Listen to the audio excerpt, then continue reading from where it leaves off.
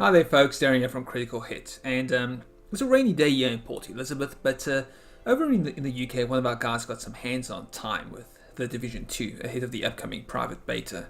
Thanks Paul Davies, and obviously he had a whole bunch of thoughts to share, a whole bunch of impressions, and that post is going live on the website soon, but because this is, 2019 and print is dead, we can talk about this in video as well. And we've had our time with The Division 2, we've spoken a lot about it.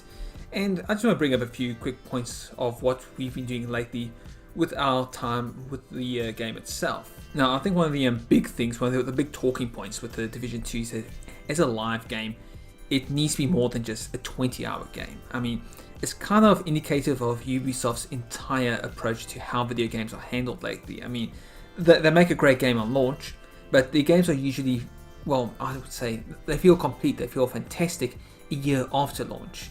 And with the Division 2, I don't think that will work entirely, their approach, their Game of the Year approach. I think it needs to be from the gate, it needs to say, hey, here's 20 hours you can spend in Washington, DC.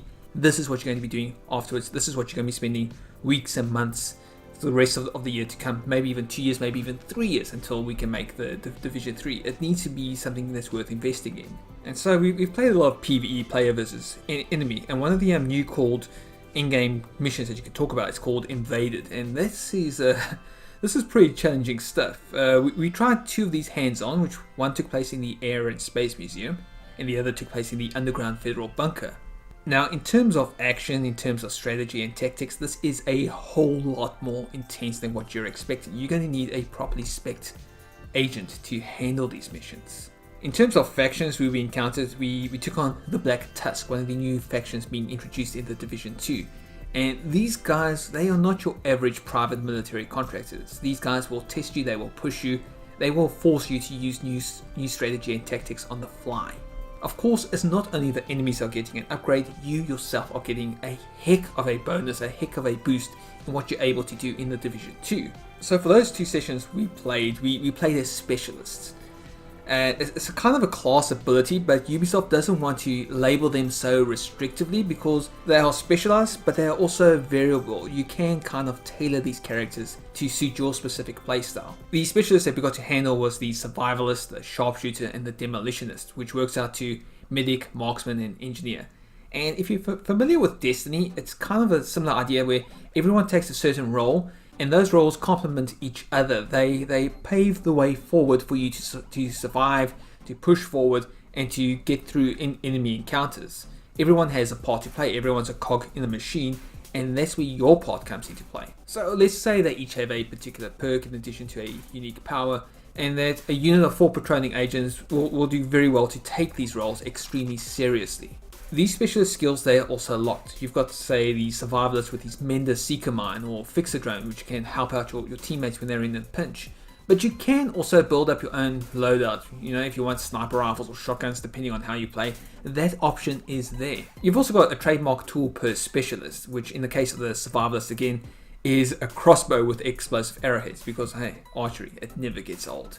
And that can put the enemy on the back foot if used properly. And you will need to apply these ideas in the field, because one of the new ideas with the Division 2 is that of armor protection, which doesn't just get applied to you, it gets applied to the enemy factions as well. In a nutshell, if you're looking to do serious damage to an opponent, you have to whittle down their armor, but not just a general hitbox of armor. You need to actually go for certain weak points, take that down with massive damage, and then you can inflict a whole bunch of pain on your target. So, for example, a sharpshooter's rifle has armor-piercing rounds, while a survivalist's arrow will just, cleanly blow off those sections and just open them up for a beautiful counterattack. And then that gets retroactively applied to you, because with your armor getting taken down by enemy adds, you're going to need to keep that in top-notch condition, which is where the survivalist comes into play with their Seekers and Fixer drones. Of course, it's easier said than done, because if we look at some of the enemies that we fought within the Black Tusk faction, one of them was a robotic sentry dog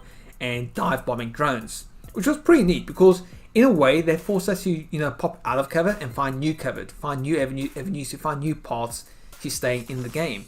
So I think one of the key takeaways with our time with the Division 2 is that there's a lot more strategy now involved.